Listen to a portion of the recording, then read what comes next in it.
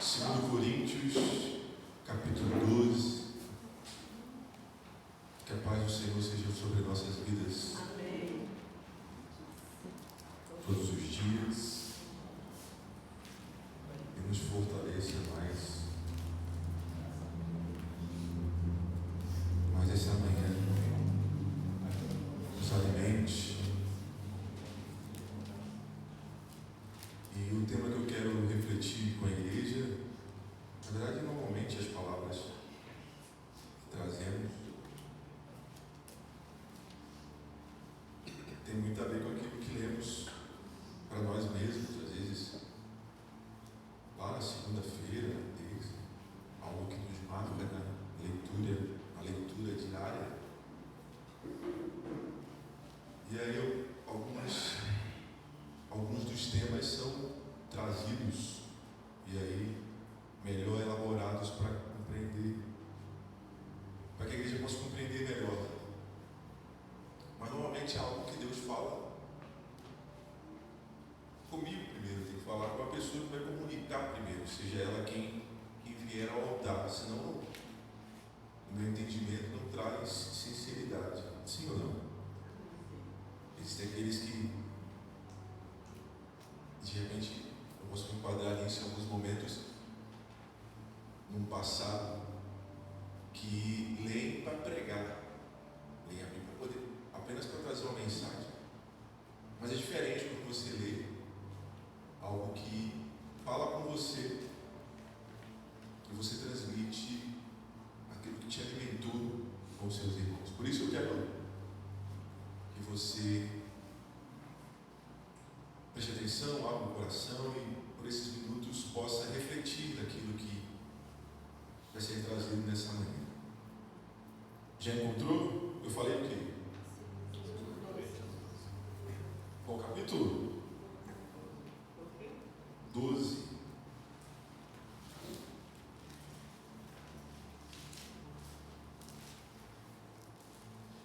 Quem já achou, diga glória a Deus. Senhor Jesus, fala conosco essa manhã, fortalece a nossa fé.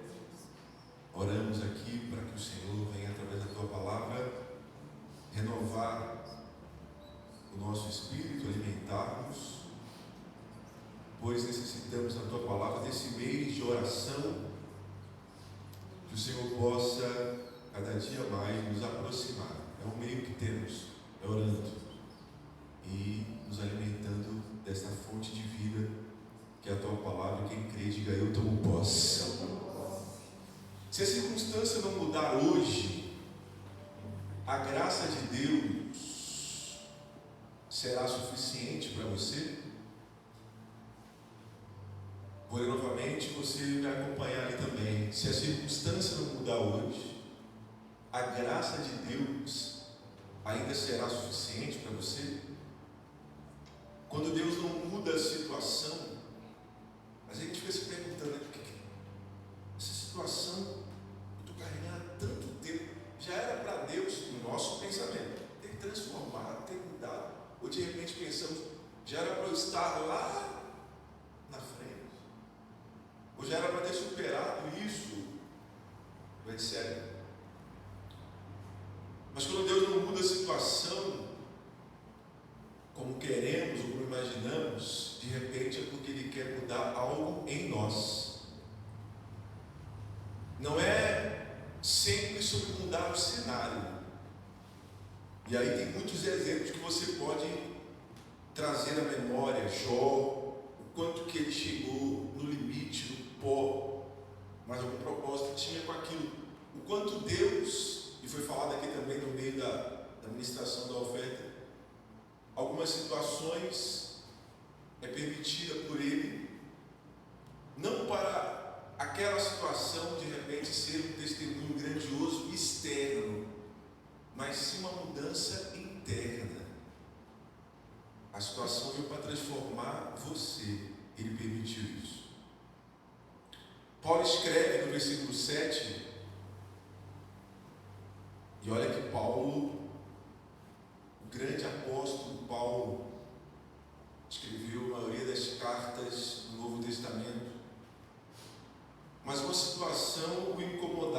quando ele diz assim: e para que eu não ficasse orgulhoso com a grandeza das revelações e tanta coisa que ele recebeu, né? Foi-me posto o quê? Mensageiro de Satanás. Ele chega a falar que, poxa, é como se o mal tivesse me espezinhando, me perseguindo, me incomodando, para me esbofetear a fim de que eu não me exalte. Ele diz, ele usa o termo foi-me posto. Mas espera aí, Paulo era servo, era homem ungido e escolhido por quem? Lá em Damasco, aquele encontro com Jesus,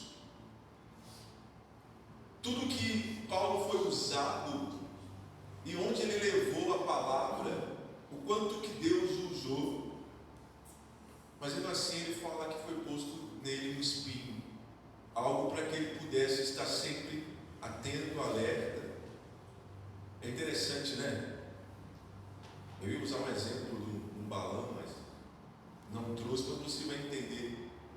Porque o balão, quanto mais você incha ele e sopra ele, a maior possibilidade dele o quê? Estourar. Quanto mais nos inchamos, quanto mais nos achamos autossuficientes, olha como é interessante o que Deus permite muitas vezes nós enfrentarmos e passarmos para nós mantermos nossos pés no chão. Olha como as situações, gente, se eu for pensar nisso, até com o próprio Senhor Jesus, quando ele está no Getsemane orando, que ele, diante de toda, eu gosto de citar sempre esse exemplo, né? Diante de toda a humanidade, ele estava vestido naquela hora como um homem, Jesus no Getsemane, lembra disso? Orando e falando para o Pai, né, se for possível, passa de mim esse cálice. Uma angústia, ele já fala que ele se tomou de angústia naquele momento, mas ele sabia que aquela missão era necessária, que a circunstância, aquele momento que ele ia passar, aquele sofrimento fazia parte, ele precisava daquilo para alcançar a sua missão. O quantas vezes precisamos desse espinho, dessa situação, precisamos dessa dificuldade para nos mantermos firmes. Precisamos desse calvário para nos mantermos fiéis a Deus. Quantos por muito menos, uma vitória que alcança, uma conquista que tem, um cargo um cargo maior que alcança, já se perde a cabeça, perde o caminho, se infla como um balão. Como é que diz? E quanto maior a altura, maior o quê? E aí, o versículo 8 diz que Paulo diz assim: 3 vezes pedi ao Senhor que o afastasse de mim. Quer dizer, eu tenho orado. Quem tem orado com mais intensidade esse mês que nós propomos orar? Quem tem orado? Você olha para a fita, você tem orado mais, às vezes na correria do dia a dia, normal, um dia ou outro que você não pode investir um tempo orando, mas você para ali e você fala: eu tenho que orar, ó Deus, em nome de Jesus, ó Deus, abençoa o meu dia. Mas aí mesmo diante dessa oração, a situação não muda. Então peraí, se ela não muda, Deus, o que o Senhor quer mudar em mim? Porque se não está acontecendo como eu espero, como eu quero, então eu tenho que começar a olhar para mim. De repente alguma coisa, Deus quer me mostrar essa situação, eu tenho que começar a pensar dessa forma. Alguma coisa, por algum motivo, o Espírito Santo está permitindo. Como foi falado já também, nós somos de Deus, somos os santos que a Bíblia fala, os escolhidos. A Bíblia fala santos, esse termo para separado, né? Não é santo de entidade não, né? Mas aí é sempre a mesma situação, a mesma tecla, o mesmo problema, as mesmas questões, e eu estou rodando, e está no mesmo lugar. Então peraí, a circunstância de repente ela vai ser mudada quando eu for mudado. Levante a mão, diga: Jesus, eu permito que o Senhor mude. Mas está fraco, né? Que o Senhor mude o meu interior. Mas aí não é tão fácil assim, né? Porque a gente é cheio de mania, né?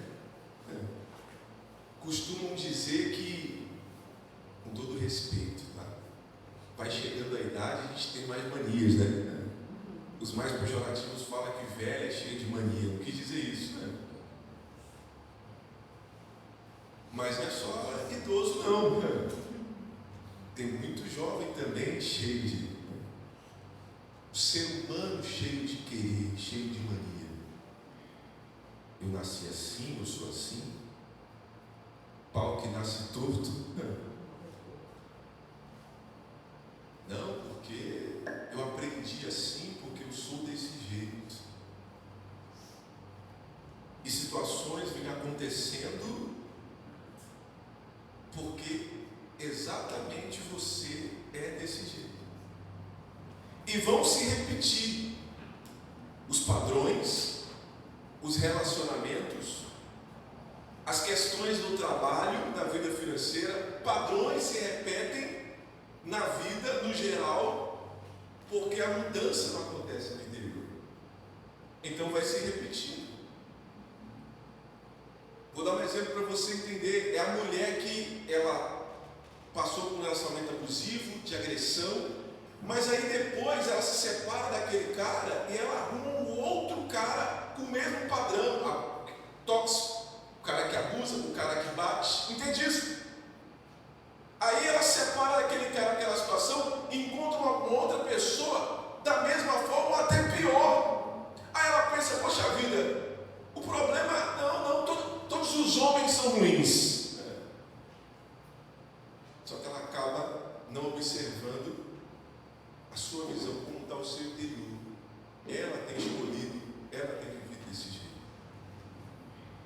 E volto a falar, não é questão externa, mas é questão interna. E hoje eu quero, porque é muito lindo, é muito bacana a gente vir à igreja e sempre ouvir as palavras de vitória, e o quanto Deus é poderoso, maravilhoso para mudar qualquer situação, né? Glória a Deus por isso. O celular aí às vezes é mensagem em cima de mensagem, pedindo oração para Deus abençoar, abrir portas, porque Deus é poderoso, é grandioso, porque a oração, a sua oração, Silas, ou da Neiva, ou o bispo, já me fez muito bem, da pastora, mudou a tal situação, e eu creio que a oração vai mudar de nossa situação. Amém! Estamos aqui para orar como igreja e cremos que essa oração traz sim resultado, sim ou não? Amém. Mas e quando não vem o resultado? Aí quer questionar a oração, então? Para isso a oração deu certo. Mas para isso não deu certo, Silas. E aí? O problema é com você. Aí quer falar de problema com o pastor, né? Com a igreja. Aí tem que refletir o que Deus quer me mostrar com tudo isso. Ou, para quem está aqui, que eu acredito, deixa eu observar bem aqui, está espiritualmente próximo de Deus. Nós estamos aqui hoje em família, né? Pessoas que estão com frequência na casa de Deus, que eu acredito que já entenderam que não é sobre circunstância, mas sobre a graça de Deus. Entenderam que não é só sobre circunstâncias, sobre mudança, mas sobre a graça de Deus. Entenderam que não é sobre resultado apenas, sobre as questões ou problemas que se levantam durante a semana, que vão abalar a minha fé ou fazer blasfemar contra o Senhor. Não, mas é sobre a graça dele que se renova todos os dias, que é derramada sobre o nosso interior. Que aquele encontro que ele teve com a mulher samaritana fez ela despertar, quando ele disse assim, ó, de ti fluirão rios de águas. Não é água que você bebe, mas é que você transborda. Então Paulo, ele diz assim, 3 vezes, versículo 8, pedi ao Senhor que o afastasse de mim, que resolvesse esse problema, porque sempre estou penando na vida financeira, porque sempre na vida sentimental, porque sempre isso. E para essa questão, para esse problema, e acredito eu que você está ouvindo, como eu também quando li desta forma, esta palavra, e cada um, eu creio muito nisso.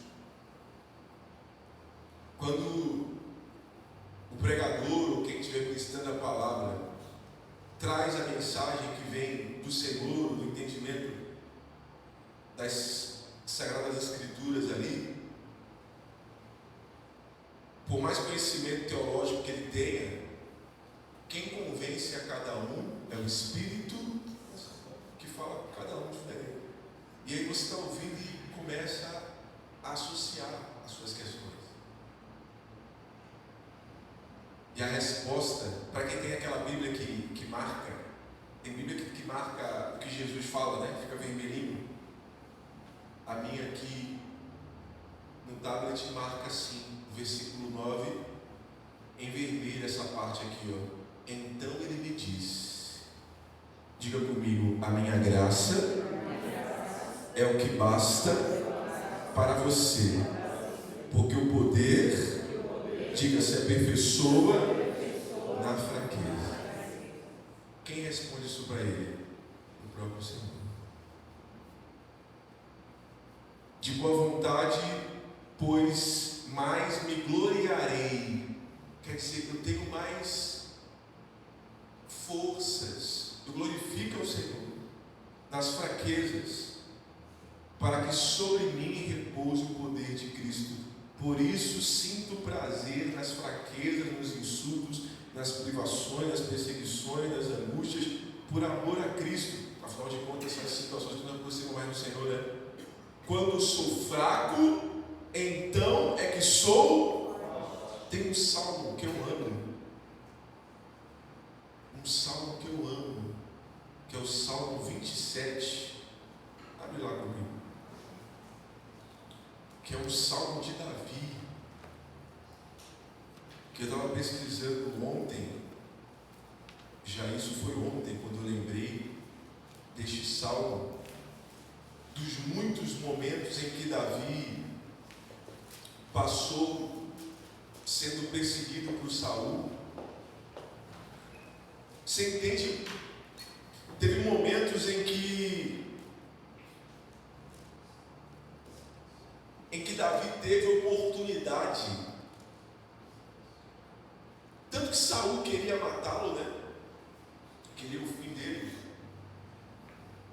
E Davi teve muito mais oportunidades de dar cabo à vida de Saul também. Tem até um pouco a ver com aquilo que nós vamos falar no próximo mês. Quantas vezes Davi teve oportunidade, mas ele não guardava no seu interior nada. Pelo contrário, ele entendia que aquele cenário era de alguma forma um caminho para um propósito que Deus tinha para ele. Lá no início, lembra do começo de Davi? Lá o gurizinho, como diz o gaúcho, cuidando das ovelhas, esquecido pelo pai. Chega o profeta da casa dele: eu vou ungir um rei aqui, que Deus falou que é um dos seus filhos. Jessé traz os 7 filhos, desde o mais forte, mais bonito, segundo ele, até o outro que ele achava o final, e que não era o final, porque existia um que estava fora trabalhando, que foi esquecido pelo pai, mas não por Deus. É trazido, é ungido a rei, e não recebe a coroa em seguida, ele recebe a unção. E até chegar ao reinado, a ser o grande rei que ele foi, houve um grande processo. Processo esse que, creio eu, foi para crescimento de Davi.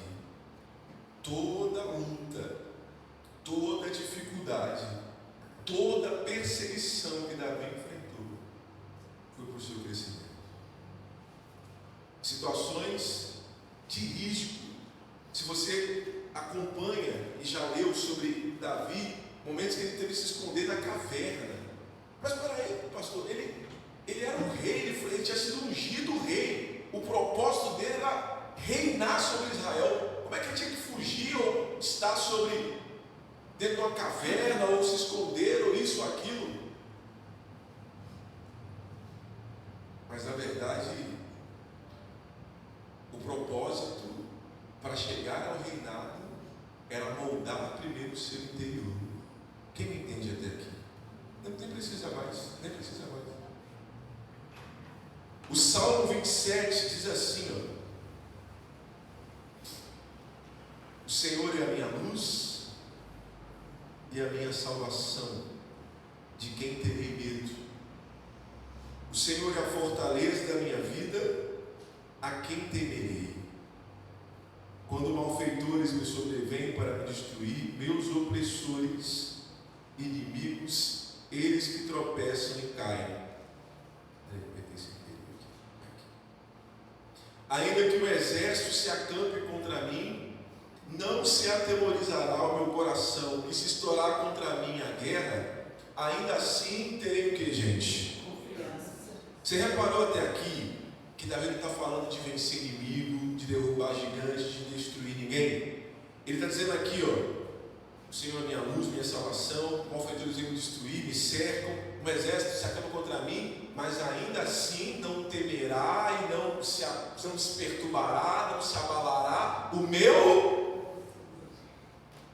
Quer dizer, todas essas questões externas não vão alterar o que está dentro de mim.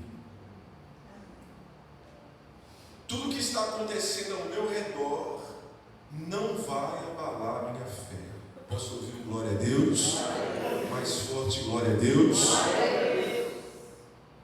E no 4 ele diz assim, ó: uma coisa peço ao Senhor e a buscarei, que eu possa morar na casa do Senhor todos os dias da minha vida, para contemplar a beleza do Senhor e meditar no seu templo. Eu fiz toda uma explanação aqui sobre o quanto Davi queriam a cabeça dele, queriam matar ele, perseguiam ele, etc.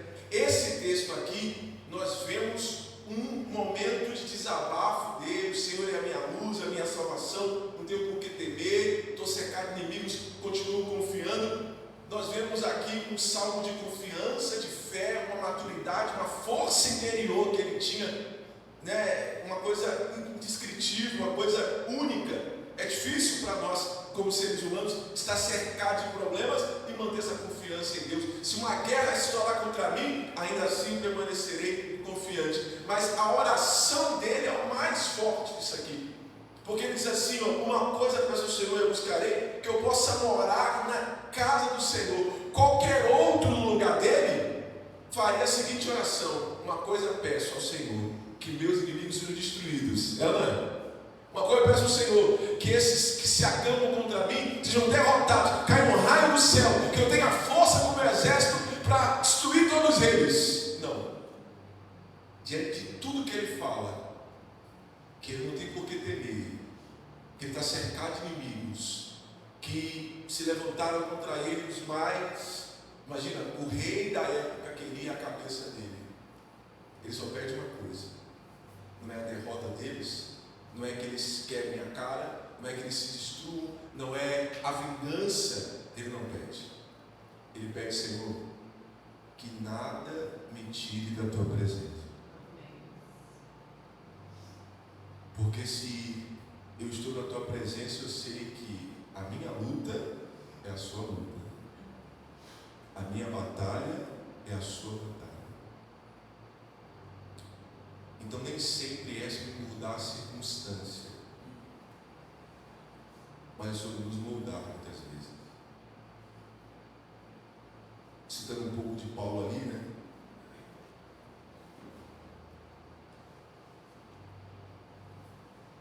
Por mais pesquisa que houve, tem muitas teorias sobre o que era o espinho na carne de Paulo. Fala até de uma enfermidade que ele teria adquirido em uma das viagens missionárias. Fala da questão dele conjugal, não sei. Ninguém sabe ao certo. Mas sendo quem ele é, ele entendeu que aquilo o fazia permanecer forte. Falando em Daniel, nós entendemos também que muitas questões do reinado em que ele serviu, dos vários reis, Nabucodonosor, Belsazar, Dário, está sendo falado nos livros, né? O quanto Deus via nele um coração, como já foi falado, excelente, um espírito excelente, e ele, independente das questões externas, cova de leões, seus amigos lançados na fornalha de fogo. Eu sempre gosto de citar esse trecho da fornalha de fogo, porque eles são amarrados e lançados na fornalha, e logo em seguida, quando o rei vai olhar, eles estão soltos, porque o fogo queima o que amarrava eles, mas não queima eles. Questões que nos fazem pensar. A situação de repente não vai mudar como eu quero, mas o Senhor vai mudar a gente, vai nos transformar, vai nos fazer crescer, evoluir, amadurecer. A gente cresce apanhando, a gente cresce. Você entende o que eu estou falando de crescer apanhando, né? Estou falando no sentido literal. A vida é assim, e se você não ensina o seu filho que a vida vai ser assim, prepara ele para a dificuldade, ele vai sofrer ainda mais. Porque a vida não brinca com ninguém, as questões das pessoas, o mal, o mundo jaz do maligno. Então não é sobre circunstância, é sobre se manter debaixo da graça dele. Não é, eu vou usar esse termo, não é sobre vencer sempre, é sobre se manter firme com Jesus. Não é sobre sempre ter a vitória que eu quero, mas é ter o Rei, o Senhor do Senhor, o Senhor dos Senhores, o maior vitorioso dentro de nós. Não é sobre estar sempre nos dias felizes, mas é nos tristes entender que ali Ele está presente também. É saber que no momento de que a situação não caminhou, não mudou como eu esperava, mas Ele está comigo. E é por isso que eu quero orar. Ele encerra ali o versículo, no Salmo mesmo, 27.